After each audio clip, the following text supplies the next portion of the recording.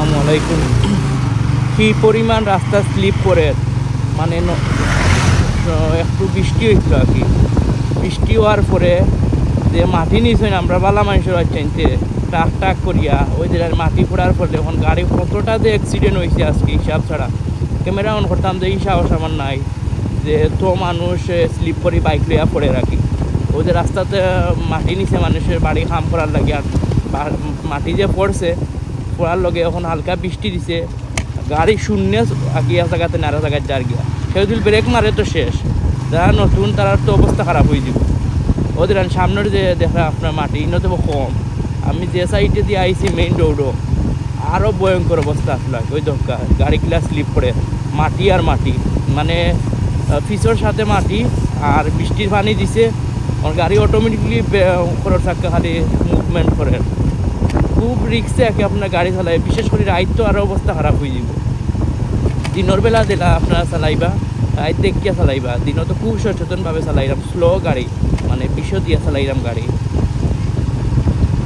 এত হয়েছে আর কি, স্লিপিং করে রাখি হিসাব ছাড়া, মানে হার্ট ব্রিড 100-র উপরে মনে হয়ে গেছে।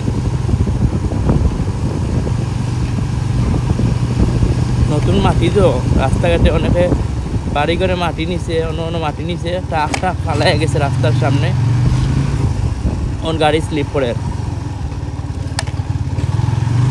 করে গীতা মানুষ পড়িয়া তো অবস্থা খারাপ, গাড়ির তো অবস্থা খারাপ, লগে লগে মানুষেরও অবস্থা খারাপ।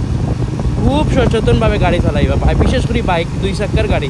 3 চাক্কার হইলে কিছু একটা জো করা যায়, মানে গাড়ি অতটা একটু মুভমেন্ট করে না, কিন্তু 2 চাক্কা, বিশেষ করে 2 চাক্কা খুব সেফে চালাইবা আপনারা। বিশেষ করে বাইক যারা চালাই না আমরা, বাইকার পাই ওপর বর্তমানে বৃষ্টি দেয়, হালকা বৃষ্টি অন্য জায়গায় বৃষ্টি হয়েছে, অন্য জায়গায় বৃষ্টি হয়েছে না, তো গাড়ি খুব বেশি স্লিপিং করবো।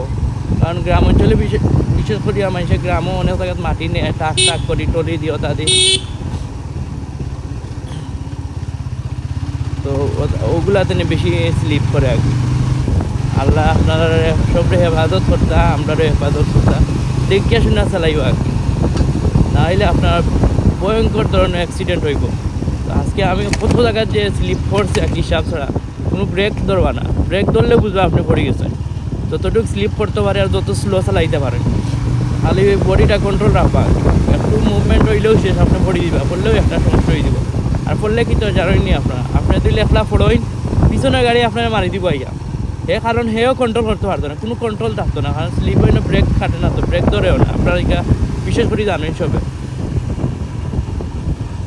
আর যারা নানি মাটি উঠি নে এরা কিন্তু আল্লাহ একদরিও সেন্স দেয় না, মাটি দিলা পড়ে না একটা জখরি নেওয়া যায় নানি, কিন্তু পরবর্তীতে কত ধরনের বড় বড় ভয়ঙ্কর বিপদ। 3-4টা গাড়ি পড়ছে আমার সামনে, আমি যে ক্যামেরা অন করতাম এই সাহসের তো আমার নাই, মানে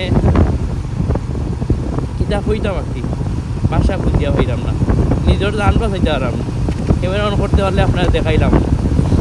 খালি মাটির রাস্তা হইলে এক হিসাব, কিন্তু পিছন মাঝে মাটি হইলে তো সমস্যা। ওদের আনি ইনো খালি মাটি আছে, ইনো দিলে কিছু ওয়ও বুঝা আইব।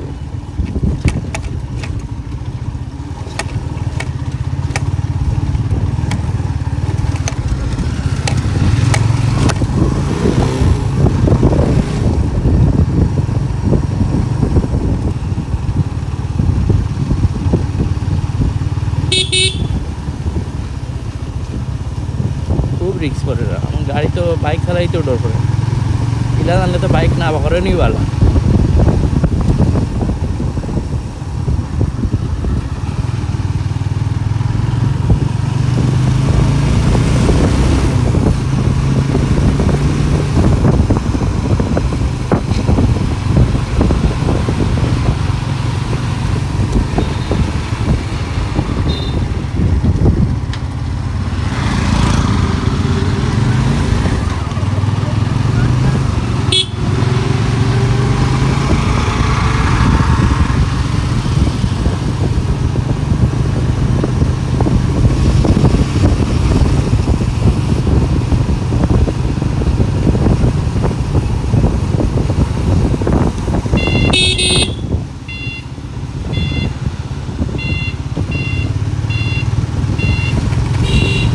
একটা গাড়ি খুবই ভয়ঙ্কর গাড়ি, না আছে ব্রেক গিয়ার, না আছে তোমার ব্রেক, না আছে তোমার সিগনাল।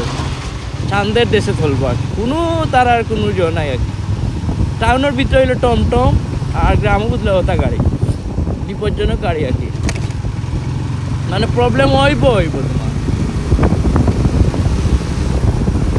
তাত না আছে লুকিং গ্লাস, না আছে ব্রেকিং সিস্টেম বালা, বুঝছেন? তুমি একটা অবস্থা মানে তুমি রাইট তাহলে তোমার উপরে দিয়ে মারি দিব, তার মানে পরের দিকে মারি দিব। আর এটা সারা বডি হলো স্টিলের বডি, তো খুব সচেতনভাবে গাড়ি চালাইবে। আর কি ঠান্ডা পড়ছে।